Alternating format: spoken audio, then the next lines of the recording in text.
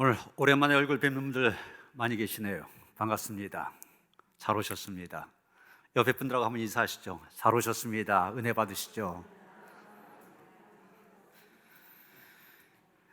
그러나 여러분은 소원하는 대로 이렇게 성전에 나와 예배를 드리지만 직장이라든지 여러 가지 형편 때문에 가정에서 드릴 수밖에 없는 그런 분들도 계십니다. 성전에 나와서 예배드리는 분들이나 또 가정에서 온라인으로 예배드리는 모든 성도들, 하나님께서 동일한 은혜로 함께 하시기를 주님의 이름으로 축원합니다. 지난달 영국 축구 리그 프리미어 리그라고 얘기하죠. 거기서 뛰고 있는 손흥민 선수가 사상 처음으로 한 경기에서 4골을 집어넣는, 지금 4손가락 펴고 있잖아요. 4골을 집어넣는 그런 일이 있었습니다. 영국의 프리미어 리그 하면은 세계에서 난다 긴다 하는 선수들이 다 모인 곳입니다. 한 게임에서 한 골 기록하는 것도 굉장히 어려워요. 근데 한 게임에서 3골 기록하면 헤드트릭 이렇게 얘기하거든요. 근데 이 손흥민 선수가 영국에서 6시즌을 6년, 이번에 6년째 뛰고 있는데 한 번도 헤드트릭 3골 집어넣은 적도 없습니다. 그런데 4골, 3골도 아니고 4골을 집어넣었어요. 그랬더니 언론에서, 특히 중국이라는 나라가 우리 한국 축구에 대해서 공안증을 갖고 있지 않습니까? 굉장히 시기해요. 중국 언론에서 뭐라고 표현했냐면 할 말을 잃었다, 할 말을 잃었다, 그렇게 썼어요. 참 대단하다, 진짜 잘했다, 그래서 할 말을 잃었다 이렇게 표현한 것입니다. 우리는 보통 운동 경기에서 굉장히 뛰어난 활약을 했다든지, 여행 중에 너무 아름다운 광경을 보았다든지, 음식점에 가서 음식을 먹는데 너무 맛이 있다든지 그럴 때 할 말을 잃었다, 이런 표현을 합니다. 물론 부정적인 의미에서 말도 안 되는 그런 일을 보았을 때도 할 말을 잃기도 하지만, 이게 긍정적인 의미에서 할 말을 잃었다 이렇게 표현합니다.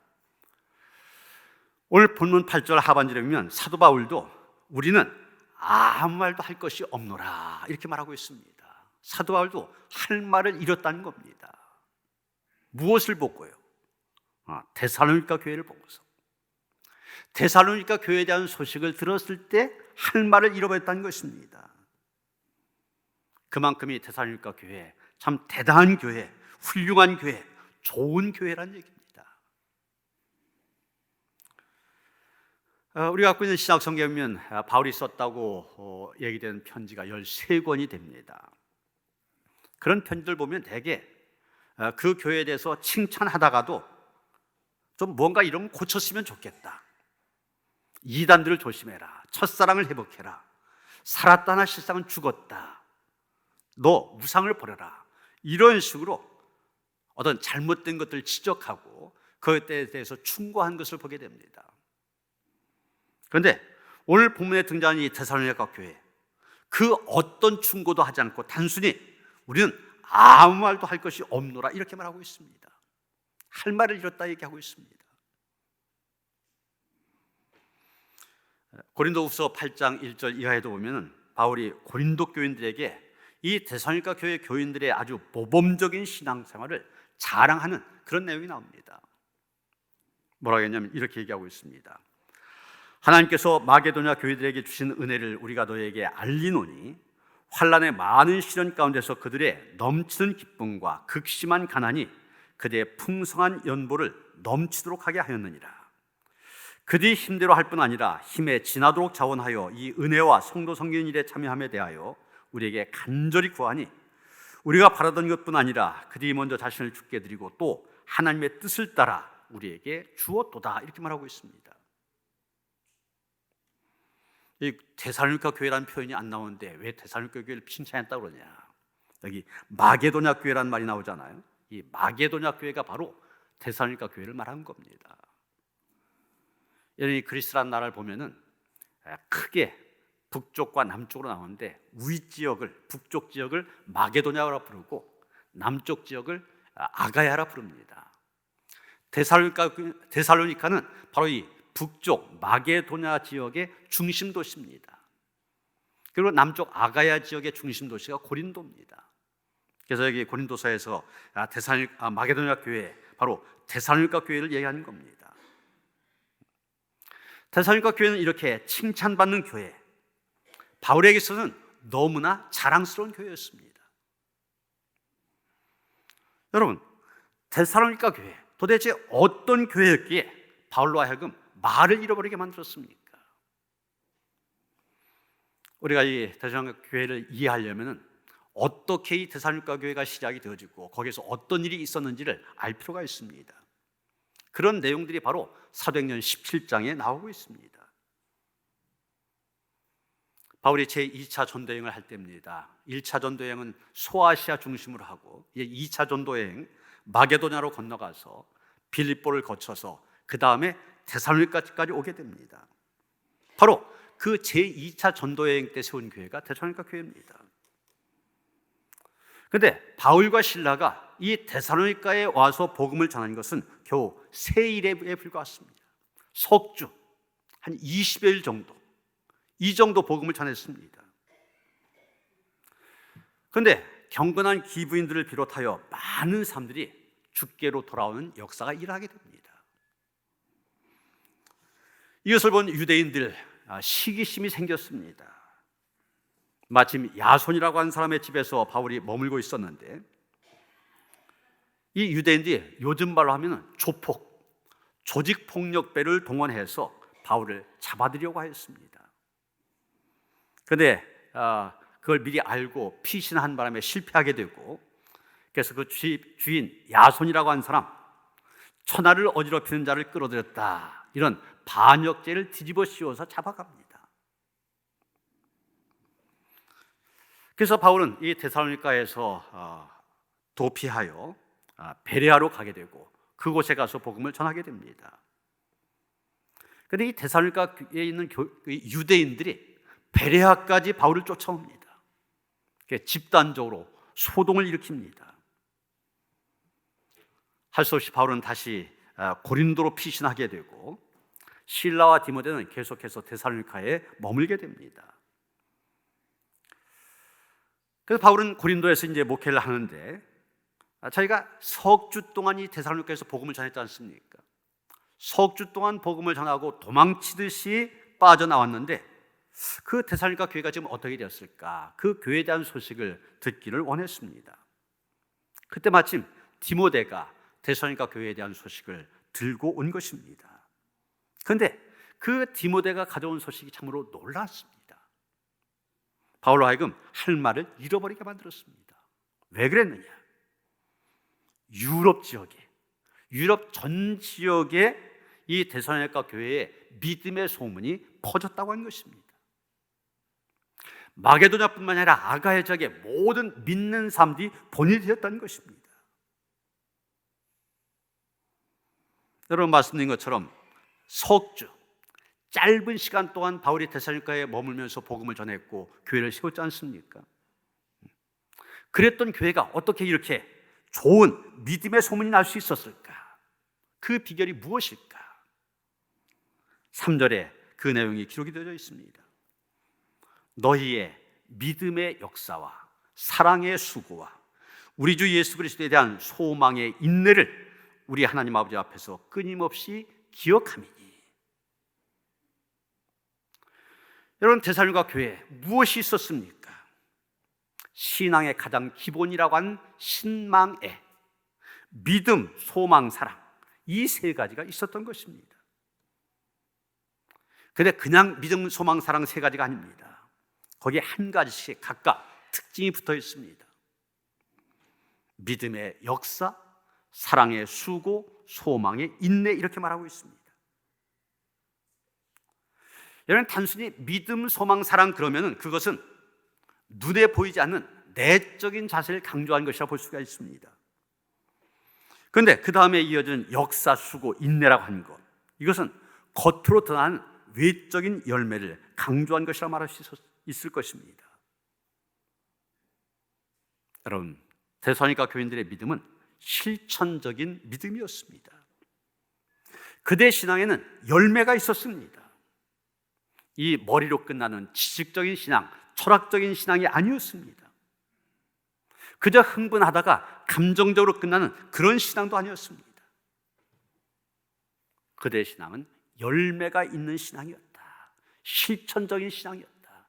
그 소문이 온누리에 퍼진 것이고 그 모든 교회 믿는 사람들의 본이 되었던 것입니다.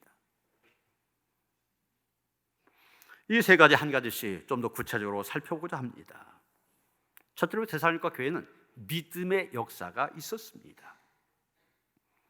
믿음의 역사라고 한 말, 원문 성경 그대로 직역하면 믿음 가운데서 우러나온 너희의 역사, 이런 뜻입니다. 다시 말해서 믿음 때문에 삶이 변화되었다, 그런 얘기입니다. 그래서 삶을 통하여, 행동을 통하여 나타난 믿음을 가리키는 것입니다. 종교개혁자 마틴 루터는 믿음에 대해서 이런 말을 하였습니다. 이 타오른 불꽃에서 열과 빛을 분리할 수 없는 것처럼 우리의 신앙생활에서 믿음과 행실이라고 하는 것은 분리할 수 없는 것이다, 이런 말이었습니다. 신앙과 삶이라고 하는 것은 일치돼야 한다는 것입니다. 데살로니가 교회 성도들이 그랬다는 것입니다. 삶과 신앙이 일치되는 그런 삶을 살았다는 것입니다. 그런데 여러분, 오늘날 한국 기독교인들 어떻습니까? 기독교 윤리 실천운동부라고 있는데 올 2월 달에 일반 국민 1000명을 대상으로 하여서 한국교회 신뢰를 조사했습니다. 그 결과가 여러분 보신 것 같은 그런 표로 나타나 있습니다. 신뢰한다, 매우 신뢰하든 약간 신뢰하든 신뢰한다가 여러분 합치면 몇 퍼센트냐? 31.8%입니다. 그런데 신뢰하지 않는다, 별로 신뢰하지 않든 전혀 신뢰하지 않든 신뢰하지 않는다고 대답한 사람 63.9%. 신뢰한다고 하는 사람들이 신뢰하지 않는 사람들 절반도 안 됩니다. 같은 조사에서 당신이 가장 신뢰한 종교가 무엇입니까? 물었습니다. 그랬더니 결과는 카톨릭에 대해서 가장 많이 대답을 했고 두 번째가 불교, 우리 개신교가 꼴찌였습니다. 이런 결과는 2017년 3년 전에도 같은 조사를 했는데 비슷하게 나왔습니다. 난 종교가 없습니다, 이렇게 대답하는 사람들 무종교인들이죠.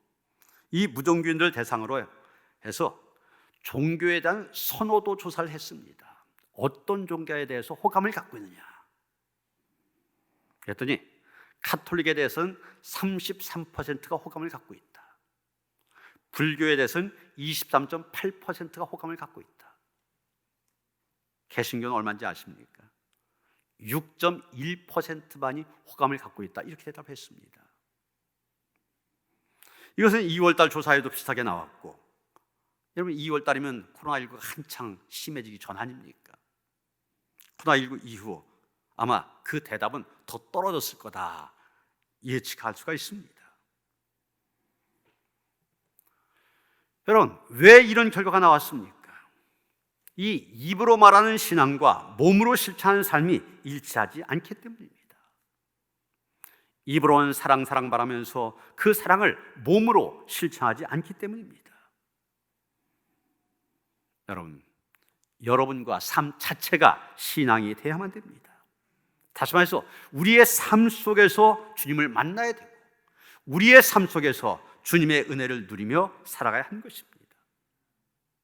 삶을 벗어나서는 안 되는 겁니다. 교회 안에서만 이렇게 돼서는 안 된다는 얘기.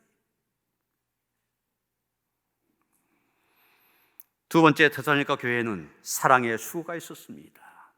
사랑의 수고란 말, 수고를 동반한 사랑이다, 그런 얘기입니다.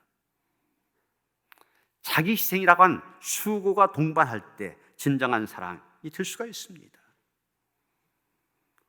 데살로니가 교인들에게 이 사랑의 수가 있었다는 얘기입니다. 희생적인 사랑이 있었다는 얘기입니다.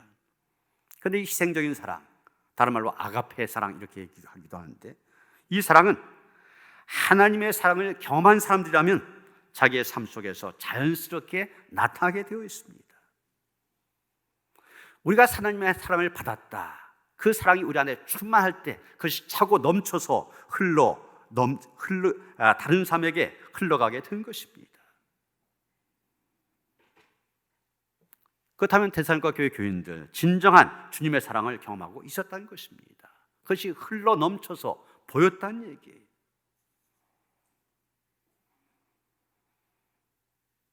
오늘날 많은 사람들 문제가 무엇입니까? 희생하지 않는다고 한 것입니다.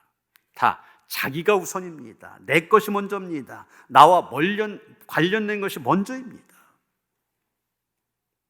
그러나 우리 믿음의 사람들의 기본적인 삶은 자기중심적이 아니라 타인중심적이 되어야만 됩니다. 내가 먼저가 아니라 이웃이 먼저가 되어야 됩니다. 그래서 때로는 양보도 하고 도와주기도 하고 함께 해야 하는 것입니다. 그래서 산상설교에 보면 예수님께서 그런 말씀하셨죠. 친구가 너보고 오리를 가자고 하면 심리를 같이 가져와라. 겉옷을 달라고 하면 속옷을 달라고 하면 겉옷까지 내줘야 된다.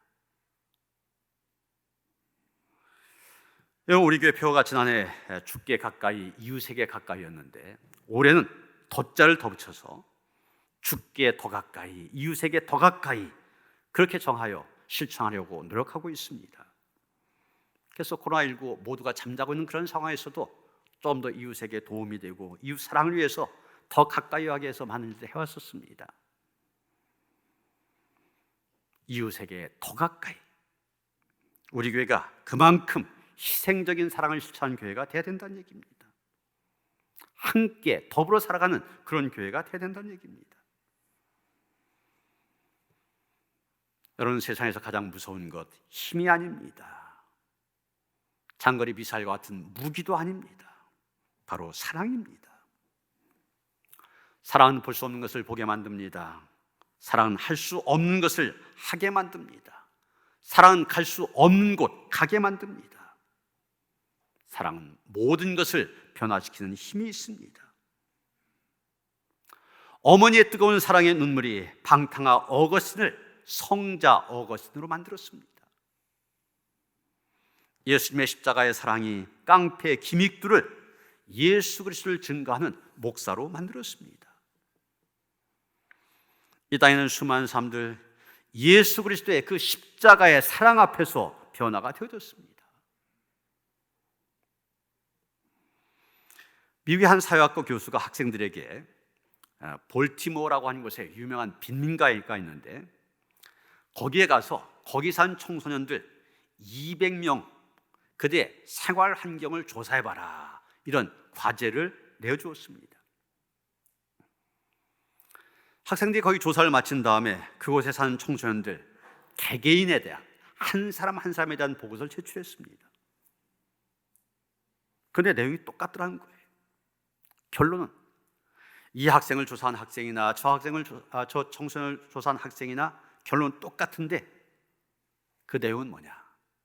거기 아이들에게는 아무런 희망이 없다. 200명이나 되는 아이들, 이 아이들에게서 아무런 희망도 찾아볼 수 없다. 이것이 그 조사의 결론이었습니다. 그로부터 25년이라는 세월이 흘렀습니다.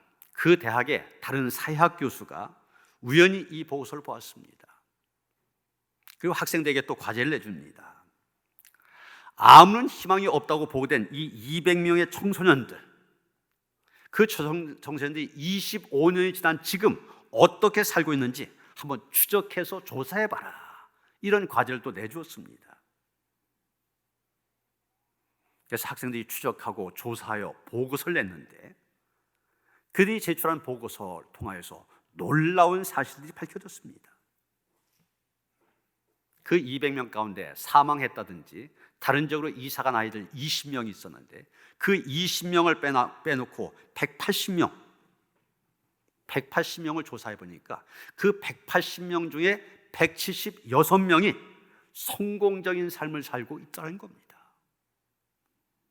그들의 직업도 변호사, 의사, 사업가, 상류층에 속한 사람이 많더라는 거예요. 이 보고서를 받고 교수님이 충격을 받습니다. 그래서 자기가 내가 한번 직접 조사를 해보자. 직접 정밀 조사를 시작하였습니다. 그래서 그 성공했다고 하는 116명 하나하나 면담을 하면서 옛날에는 도저히 희망이 없다고 하는 구제불능이었던 당신이 어떻게 해서 이렇게 성공적인 삶을 살게 되는가, 그것을 물었습니다.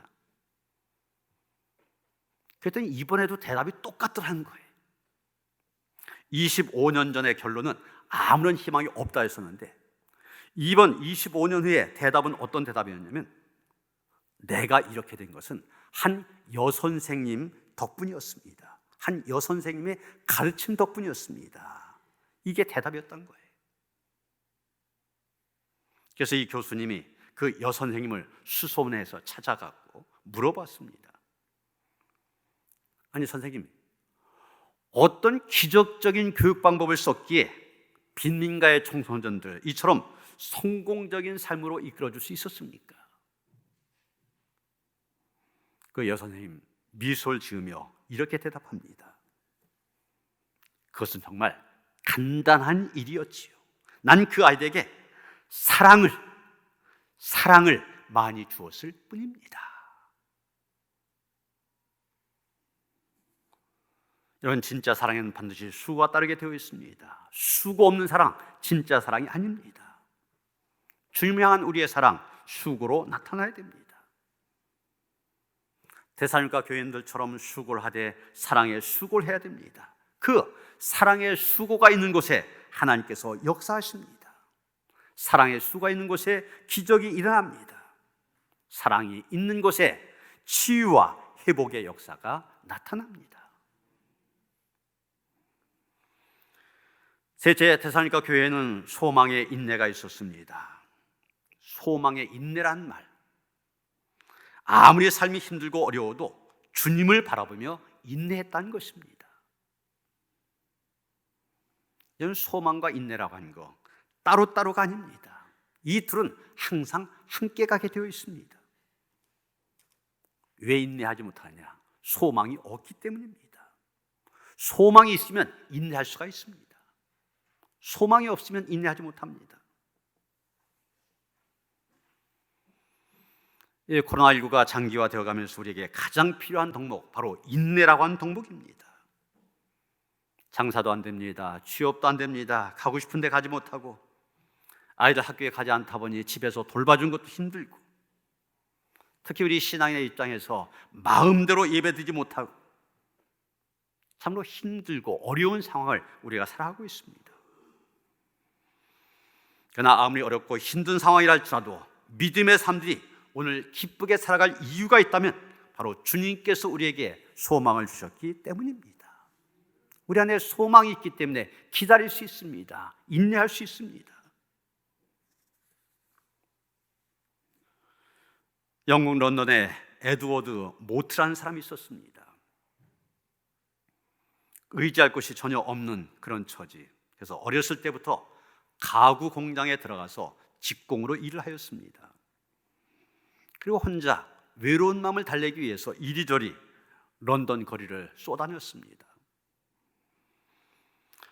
그러던 어느 날 모트가 무심코 한 교회에 들어가게 됩니다. 마치 목사님이 설교를 하시는데 그 말씀이 그의 심령에 확 다가오면서 예수님을 영접하게 되고, 그러면서 그의 삶이 변화가 되었습니다.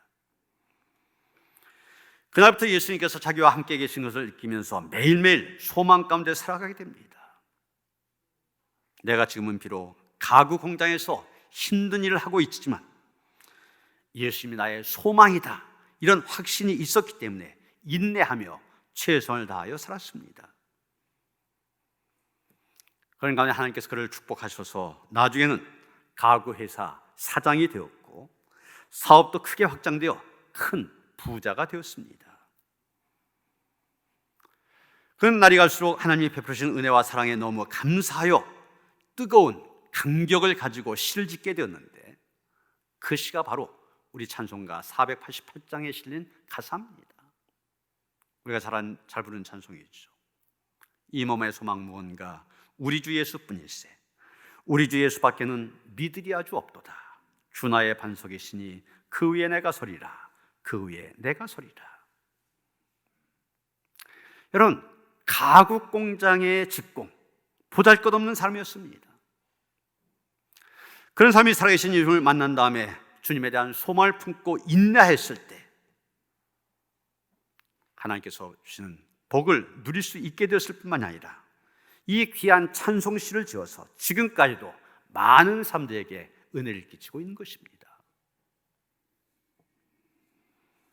여러분, 이 데살로니가 교회에 많은 박해를 받았습니다. 이 데살로니가 바울이 세주 복음을 전하다가 쫓겨난 곳이라고 했잖아요. 쫓겨나서 베레아로 가는데 이 데살로니가에서 수십 킬로 떨어진 곳입니다. 거기까지 쫓아와서 소동을 일으킬 정도로. 그렇다면 이 데살로니가 유대인들 얼마나 독종입니까?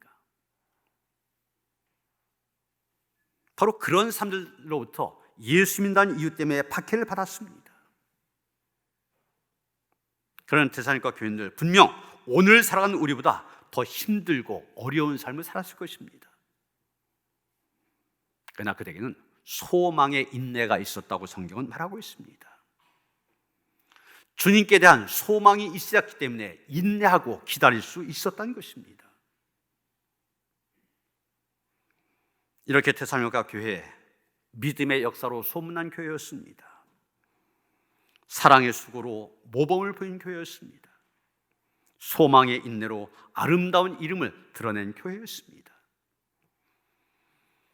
이래 믿음의 역사, 사랑의 수고, 소망의 인내가 있었던 데살로니가 교회는 모든 믿는 자의 본이 되었고 그 믿음의 소문이 각처에 퍼지는 그런 교회가 되었습니다. 본문 7절을 봅니다. 그러므로 너희가 마게도냐와 아가야에 있는 모든 믿는 자의 본이 되었느니라.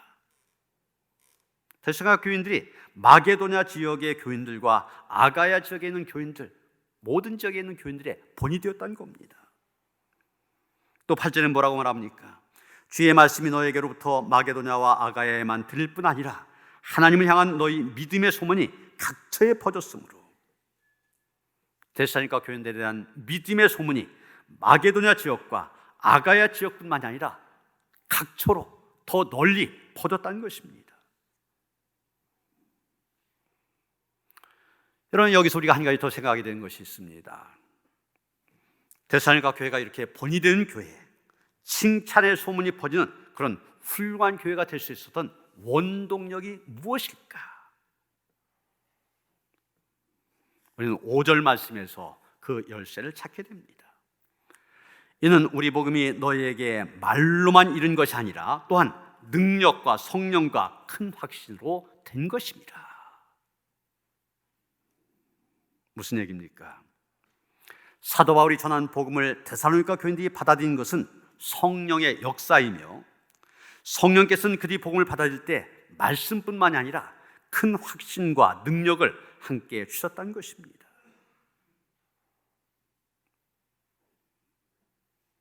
이런 교회라고 하는 것, 사람 때문에 존재하는 것이 아닙니다.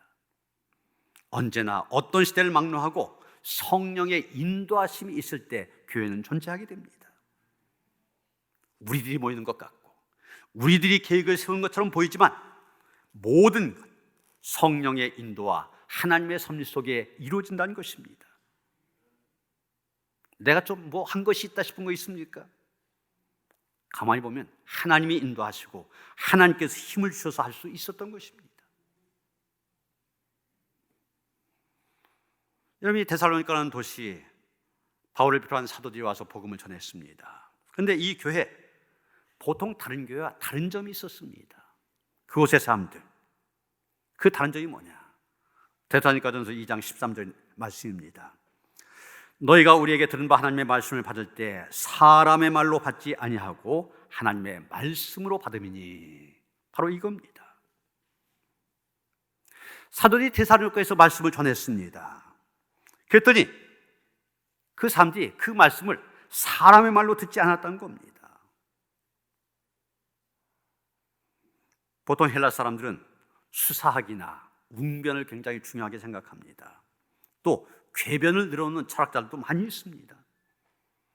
그래서 데살로니가에 있는 사람들도 사도들이 와서 복음에 대해서 얘기할 때 또 어떤 철학자가 와서 한마디 하는구나 이렇게 들을 수도 있었습니다. 그런데 그들은 사람의 말로 들은 것이 아니라 하나님의 말씀으로 들었다고 하였습니다. 어떤 철학 사상이 아니라 자기들을 살리시려는 하나님의 역사로 보았던 것입니다.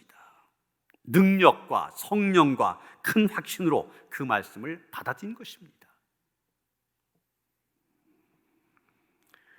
히브리서 4장 10절에 보면 하나님의 말씀은 살아있고 활력이 있어 좌우에 날선 어떤 것보다도 예리하여 혼과 영과 및 관절과 골수를 찔러 쪼개기까지 하며 또 마음의 생각과 뜻을 판단하나니 이렇게 말하고 있습니다. 하나님의 말씀, 사람을 변화시키는 능력이 있다는 것입니다. 하나님의 말씀, 어떤 단단한 것이라도 깨트려 부수는 힘이 있다는 얘기입니다. 산을 옮길 만한 믿음이, 산을 옮길 만한 힘이 있는 것이 바로 말씀이라는 얘기입니다. 본문에 능력이라는 표현이 나오는데 생명력이 있다는 말입니다. 변화의 역사가 있었단 말입니다. 완악한 삶도 달라지기 시작하였습니다. 이 데살로니가 교회에 3주밖에 복음을 전하지 않았는데 이렇게 자리 잡을 수 있었던 것, 성령의 역사가 아니고는 불가능한 것입니다. 여러분, 우리들이 듣고 우리가 갖고 있는 복음 안에는 하나님의 사랑이 있습니다. 예수 그리스도의 구속의 은혜가 있습니다. 성령님의 감동하심과 역사가 있습니다. 그러기에 이 복음이 바로 능력이 되는 것이고 성령이요 큰 확신이 되어지는 것입니다. 우리는 말씀을 받아들이는 사람들입니다. 성령의 기쁨으로 말씀을 받아들이는 사람들입니다. 이제 흔들리지 말아야 됩니다. 어디 이상한 말 하는 사람들이 있다면 그곳에 기웃거리는 사람이 있는데 아직도 복음이 무엇인지 모르는 사람들입니다. 바라긴 오늘도 능력과 성령과 큰 확신 가운데서 믿음, 소망, 사랑, 특히 믿음의 역사, 사랑의 수고, 소망의 인내라고 하는 하나님께서 기뻐하신 열매를 풍성히 맺음으로 세상 사람들 입에서 할 말을 잃어버리게 하는 그런 거룩한 교회 세워가고 그러한 거룩한 교회의 성도로 살아가는 성도들 되어주시기를 주님의 이름으로 축원합니다. 하나님, 우리 교회도 데살로니가 교회처럼 되어지기를 원합니다. 모든 믿는 삶의 본이 되는 교회가 되게 하시고 각처에 좋은 소문난 교회가 되게 하여 주시옵소서.